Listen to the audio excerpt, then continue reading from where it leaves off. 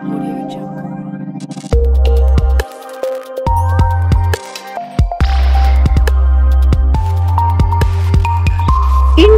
TV9 news Maharashtra. सर्वसामान्य आणि गरजू नागरिकांना विविध योजनेअंतर्गत शासकीय मदत मिळवून देणारे आरोग्य मित्र सोलापुरात बेमुदत संपावर गेले आहेत। त्यामुळे रुग्णसेवेची प्रचंड तारांबळ उडाल्याचे पाहायला मिळते। या आरोग्य मित्रांनी आपल्या विविध मागण्यांकडे लक्ष वेधण्यासाठी जिल्हा परिषदेच्या उपोषण गेट समोर आंदोलन केले आहे। सिटू संलग्न महाराष्ट्र राज्य आरोग्य कर्मचारी संघटनेच्या वतीने एकत्रित आयुष्मान प्रधानमंत्री जन आरोग्य योजना, महात्मा ज्योतिराव फुले जन आरोग्य योजनेच्या आरोग्य मित्रांनी मंगळवारपासून बेमुदत आंदोलनाला सुरुवात केली आहे।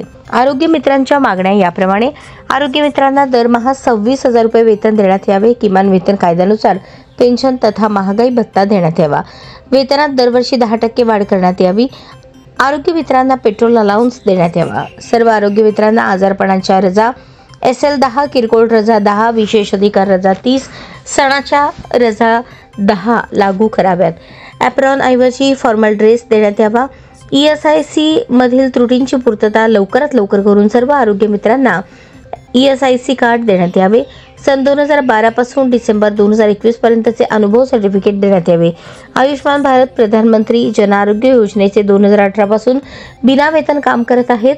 2018 पासून जॉईनिंग लेटर आणि मोबदला देण्यात यावा। जॉईनिंग लेटरवर आयुष्मान भारत प्रधानमंत्री जन आरोग्य योजना असा उल्लेख असावा। आरोग्य मित्रांचे इतर जिल्ह्यात बदलीचे धोरण रद्द करावे। आरोग्य मित्र रमेश पंडित वैसाणे यांना पूर्ववत कामावर रुजू करून घेण्यात यावे। तसेच गणेश अशोक शिंदे यास पूर्वीप्रमाणे नाशिकमध्ये काम देण्यात यावे।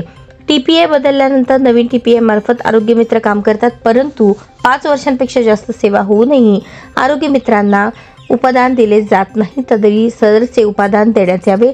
अशा तब्बल 11 मागण्यांसाठी हे बेमुदत आंदोलन सुरू करण्यात आले आहे।